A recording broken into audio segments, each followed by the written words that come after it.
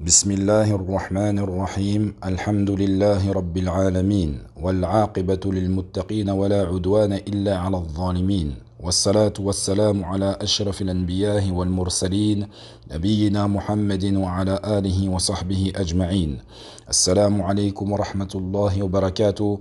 Bienvenue à vous dans ces leçons de Tawhid. Nous sommes arrivés à la 11e leçon et nous sommes au 7e annulatif de l'islam. Shir al-Wasabi rahimahullah wa ra'a nous dit As-sihr ومنه الصرف والعطف فأما الصرف فهو عمل سحري يقصد منه تغيير الإنسان عما يهوى كالصرف الرجل عن محبة زوجته إلى بغضها وأما العطف فهو عمل سحري أيضا يقصد منه ترغيب الإنسان فيما لا يهوى إلى محبته بطرق شيطانية. Il nous dit Al-Shir rahimahullah, le sihr qui est la magie, la sorcellerie, et il en fait partie le fait du sarf et du atf, qui est le fait d'écarter, de faire fuir, et l'atf c'est d'attirer. Quant au sarf, c'est un acte de sorcellerie visant à détourner la personne de ce qu'il aime, comme par exemple transformer l'amour de l'homme pour sa femme en répulsion. Et quant au atf, qui est le fait d'attirer vers soi, ou d'attirer vers une chose, c'est aussi un acte de sorcellerie, visant à susciter chez une personne l'amour d'une chose qu'elle n'aime pas par des procédés diaboliques. Allah Azza wa Jal nous dit dans le Coran وَمَا يُعَلِّمَانِ مِنْ أَحَدٍ حَتَّى يَقُولَ إِنَّمَا نَحْنُ فِتْنَةٌ فَلَا تَكْفُرْ. Ceux-ci n'enseignaient rien à personne sans qu'il n'ait dit d'abord nous sommes rien qu'une tentation, ne soyez pas mécréants. Et nous allons développer bi'idhnillahi Azza wa Jal le sujet, car il est d'une importance capitale également. Et subhanallah, beaucoup de gens ignorent les fondements, ces principes, ces règles et certaines choses qu'il faut distinguer. Shir nous explique que le sihr, si on devait traduire textuellement comme nous l'avons dit, c'est la sorcellerie. Mais aujourd'hui, la sorcellerie, nous savons tous que c'est haram, nous savons tous que c'est de la mécréance. Également, il y a aujourd'hui des gens qui ont donné des noms à des choses qui sont de la sorcellerie. Et ils ont essayé d'enjoliver cette sorcellerie. Ils ont donné comme nom, à titre d'exemple, les magiciens, les illusionnistes, les hypnotiseurs, les astrologues, les charmeurs, les devins, les enchanteurs. Tous ces termes définissent la même chose qui est la sorcellerie, qui est le sihr. Donc, nous en déduisons à travers cela que, comme nous le disent les savants, le sihr, la magie, la sorcellerie, c'est lui qui cède de shayatin, d'esprit, de diable, il fait de la mécréance. Car pour obtenir l'aide de ces djinns, de ces esprits, il va devoir faire des actes qui annulent son islam, comme le fait de les invoquer en dehors d'Allah, où le djinn va lui demander d'insulter Allah, d'insulter la religion, de peut-être même uriner sur le mushaf, ou de maudire le mu'adhin ou l'adhan. Il va lui demander peut-être de prendre le Coran et d'en faire de la sorcellerie en modifiant certains termes. Donc qui que ce soit qui utilise cette manière, ce procédé de sorcellerie, c'est un mécréant et c'est de la mécréance. Donc invoquer les djinns, de céder des djinns, qu'il a insulté Allah Azza wa Jal et sa religion pour avoir leur aide, tout ceci est de la mécréance en Allah Azza wa Jal. Quant à ceux qui font de la magie, qui font de la sorcellerie également, nous appelons cela de la sorcellerie. Et ils font de la magie à travers les cartes. C'est un jeu de tour de passe-passe, où ils trompent le regard des gens. Ces actions-là également sont haram, ce sont des grands péchés. Mais s'ils n'associent pas Allah Azza wa Jal, malgré qu'ils se fassent appeler sahir, sorcier, magicien, illusionniste, ce que vous désirez, mais qu'ils n'atteignent pas le degré de la mécréance en faisant les actes que nous avons cités précédemment, dans ce cas-là, il est dans un grand péché. Mais est-il dans un grand danger d'atteindre le degré de la mécréance? Oui, la réponse est na'am.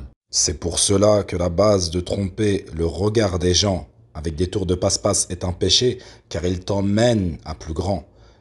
Et pire que cela qui est la sorcellerie, qui te sort de la religion. Car le shaitan, Iblis, il a un programme, il a une démarche. Et il est, subhanallah, très étonnant de nos jours de voir des musulmans qui se disent musulmans se faire appeler magiciens, sorciers, illusionnistes, hypnotiseur et d'être fier de cela. Peut-on s'imaginer une seule seconde qu'une personne veuille se faire appeler le voleur, le fornicateur, le tricheur, le menteur? Ces noms-là sont explicites et clairs et déterminent un péché. Et nous ne voyons pas et nous ne pouvons pas nous imaginer qu'une personne puisse et veuille se faire appeler comme cela. Et nous ne pouvons pas. Et subhanallah, il y a des gens, des musulmans, ils acceptent et sont fiers qu'on les appelle le sorcier de telle ville ou le magicien de telle contrée. Subhanallah al-azim.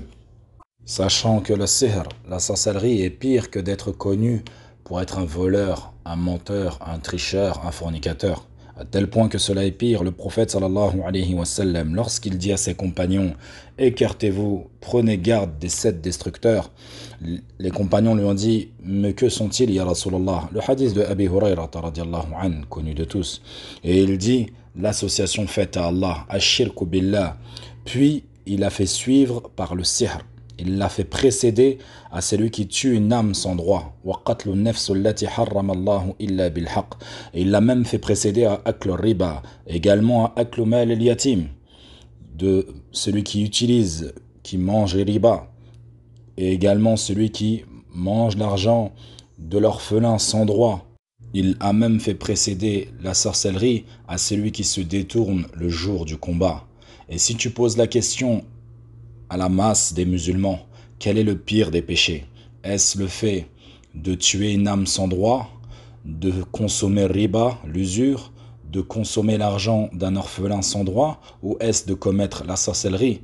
Très certainement beaucoup d'entre eux te répondront tous ces autres péchés en dehors de la sorcellerie, alors que la sorcellerie est pire. Et les savants de l'islam nous expliquent, An-Nabi sallallahu alayhi wa sallam l'a spécifié tout de suite après le shirk, car dans la sorcellerie, il y a du shirk, il y a de l'association.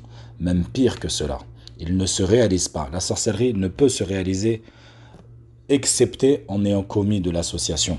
Allah Azza wa Jal, il évoque dans le Coran وَمَا يُعَلِّمَانِ مِنْ أَحَدٍ حَتَّى يَقُولَا إِنَّمَا نَحْنُ فِتْنَةٌ فَلَا تَكْفُرْ. Ceci n'enseignait rien à personne, en parlant de ces 2 anges, Harut ou Marut, qu'il n'ait dit d'abord à ces gens qui venaient vers eux, nous ne sommes rien qu'une tentation, ne soyez pas mécréants. Donc dans ces versets, nous avons l'histoire de ces 2 anges qui ont été envoyés à Babylone pour éprouver les hommes.